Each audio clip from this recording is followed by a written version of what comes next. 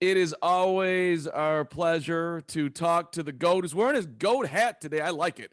Uh, is that Mississippi Valley State colors right there as we head into the draft, Jerry Rice? Yeah, sort of. If you want it to be, okay. Okay. Mississippi Valley, you bringing back a lot of great memories for me. Well, I think it's, since it's draft time, I thought we would bring it up. You had offers from big schools, but you're like, y'all throw the football a ton. I want to catch the football. So I'm going here and someone's going to see me. And, you were the 16th overall pick, first round. But I don't know. Maybe you go somewhere else, you get picked higher. Obviously, it worked out for you quite fine, Jerry Rice. But like thinking about that time, picking that school, and maybe how it impacted you coming into the NFL, how do you sort of size all that up? I think it's just exactly what you said. I got letters from all the major schools, but Mississippi Valley State, they were doing something really special at that time. They were throwing the ball like 90%, 90% in the air. And that was like the perfect opportunity for me. And they sent a coach out to my home in Crawford, Mississippi, and I'll never forget this. This guy came out, he shook my hand from Mississippi Valley State and said, "Hey, look, we're gonna, change the look of football. If you come to Valley, you're gonna catch a lot of footballs, and you're gonna be able to be seen all over the world." And really, that's the reason why I went to Mississippi Valley. I had a brother that went to Jackson State University, but at that time they ran uh, the Wishbone. And the Wishbone is not a good place to go for a wide receiver. So that's why I went to Mississippi Valley State. Archie Cooley, Willie the Satellite Todd, and I was able to go in there and do some great things. Go, you're working with the Red Cross today. We'll get to that in 1 second here, but just to wrap up the whole you coming into the NFL. Do you think, like, when the draft was happening, were you thinking y'all are missing out right now? I mean, that was a stacked draft. We had three Hall of Famers in the first 16. Yourself, of course, and you had, who else do I have in there? I had him in my notes here. Bruce Smith Eddie was in there, Brown. and Chris Dolman. So I mean, that was a loaded draft. But you were you sitting there like, yeah, I don't know what you all are thinking right now. Did you see what I was doing over here? Yeah, they also had two other receivers, Al Toon and Eddie Brown.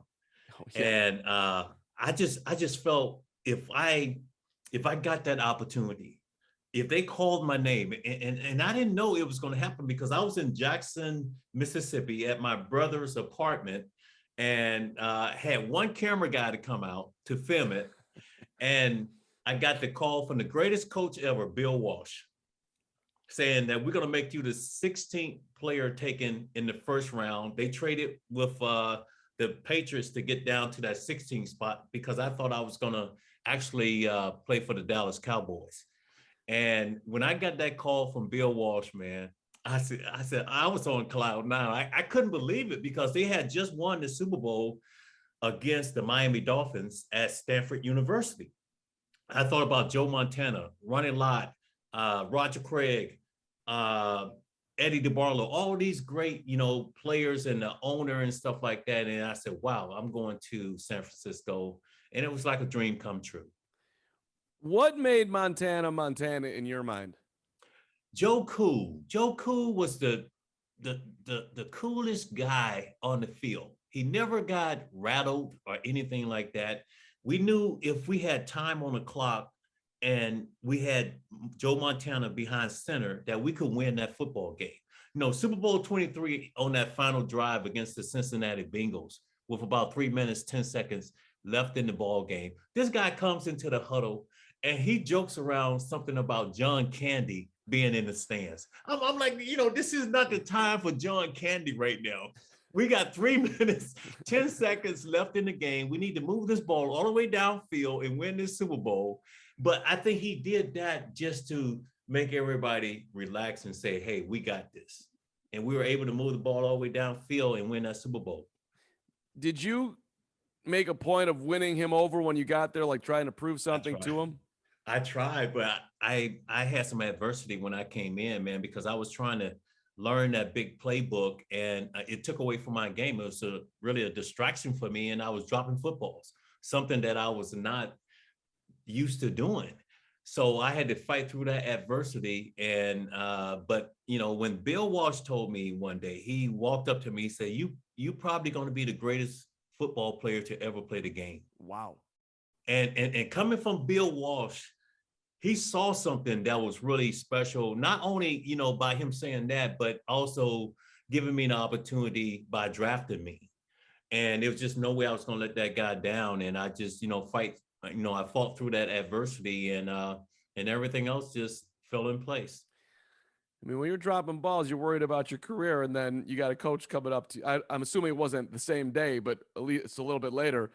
You're gonna be the greatest of all time. That's my vision of how good you can be.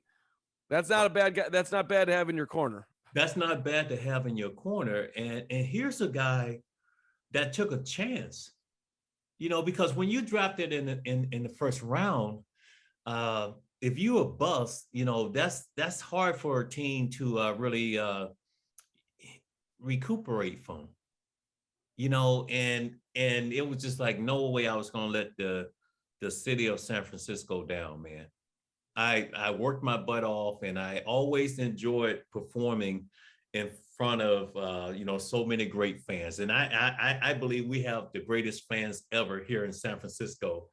And just for them to come to the ball game to cheer me on or cheer my team on, it was inspirational for me, and it really pushed me to try to be great.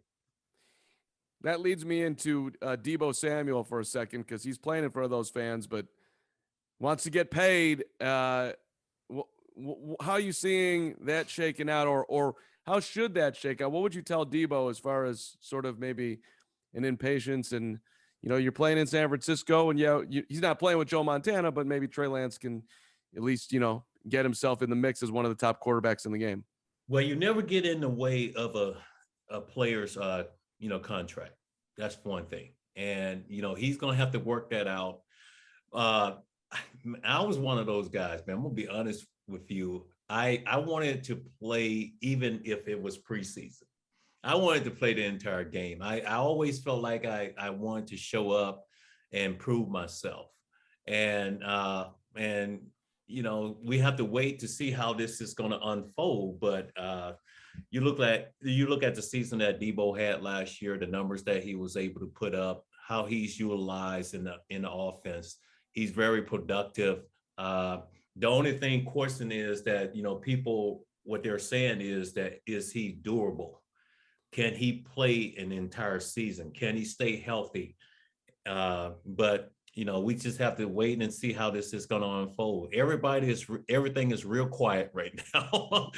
I don't know what's going to happen. If I knew that, I would pass that on to the audience, to the fans. But it's going to work itself out, and hopefully he's going to be with the San Francisco 49ers. What do you like about his game most, Jerry?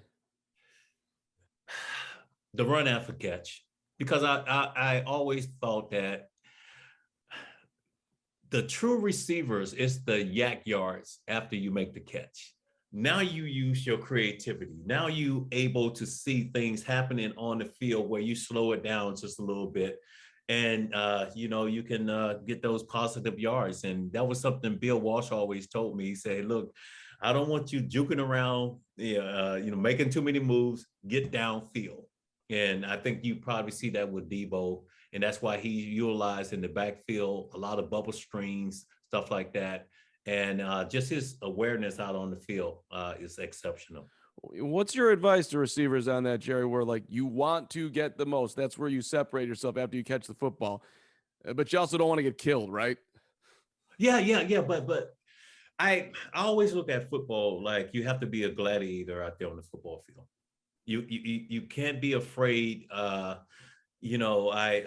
think the thing is you got to be willing to go across the middle, sacrifice your body, make that catch to move the chains. So that's the way I always look at it. And the thing too, the way I condition myself, I could take those hits. A lot of guys that try to dish out those big hits, and they would hit me, they would hurt themselves because I was in tip-top shape. Did you get that from running the hill? Is that where that go Yeah, ahead?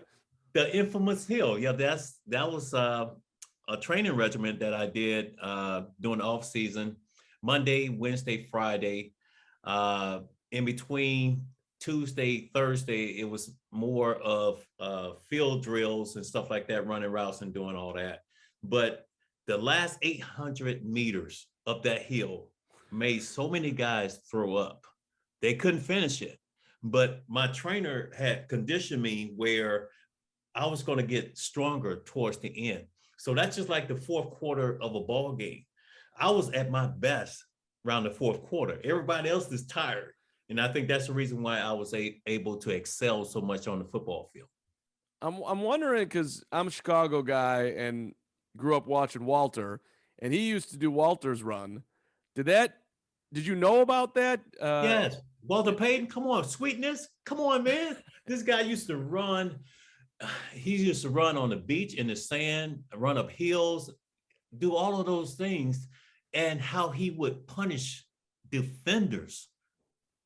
It was just amazing to see. And he had a running style of his own. And I always wanted to, just be like Walter Payton. That was it. He came out of Jackson State University, and I came out of Mississippi Valley State. So the SWAC. And we just felt like we needed to represent it, represent the SWAC a certain way, bring attention where other players can get drafted, out of the SWAC. And then you came to Chicago and beat 34. Yeah, we had to come through Chicago one year to get to the Super Bowl, and it was like the worst conditions. It was so cold because the stadium was down by the water at that time. Parts of the field was frozen, everything. And they said, no way a team from San Francisco can come into Chicago and win that championship game and go on to the Super Bowl. So we had to go in there and, we had to play our best football, and we were able to do that. Then we went on to the Super Bowl to defeat the Cincinnati Bengals. Yeah, I remember leading up to that game. San Francisco's not going to be able to handle the cold. And then you guys were Yes. all standing there like, ooh, it's cold out here. And You know what? I came out doing pregame. I had no sleeves on. I was saying, you look, forget the weather. This is the championship game. Forget it. I am tough, and I'm gonna prove to everybody how tough I am. I go out, doing warm-ups, and I look over at the Chicago Bears. The guys got no sleeves or anything, and they're just blowing smoke. I'm out there freezing. So I go back in, and then, I come back out in long sleeves and play the entire game. Hey, that football mentality, I'll never understand it. Why wouldn't you wear sleeves? It's freezing out here. You're still running fast, catching balls. Jerry, tell me about working with the Red Cross and why this was something that's important to you. Donating blood. Let's help some people out. Yeah, I have partnered with the Red Cross to bring awareness to communities and the USA. Every 2 seconds, someone is in need of blood. And I think during the pandemic, about 10% of blood donations went down. And, blood can't be made. That's one thing. It's up to us to roll up our sleeves, and go and make that donation, because you never know. You might be helping a family member. You might be helping a friend. You can go to redcross.org for more information, but this is something that's very important. Let's wrap with this advice to any general managers out there. It's supposed to be a deep draft with receivers. If you're drafted, say, third round, and you're looking for some skills that are not, he's this tall, he runs this fast, what would Jerry be looking for? Well, the knock on Jerry Rice when he came out of, I never try to use myself as that third person or anything like that. He's not fast enough. And, I was able to run very crisp routes. I was able to make difficult catches. And then I was able to also run away from people. So those are the, things that you look for. You can't underestimate a person's heart and how hard he's willing to work.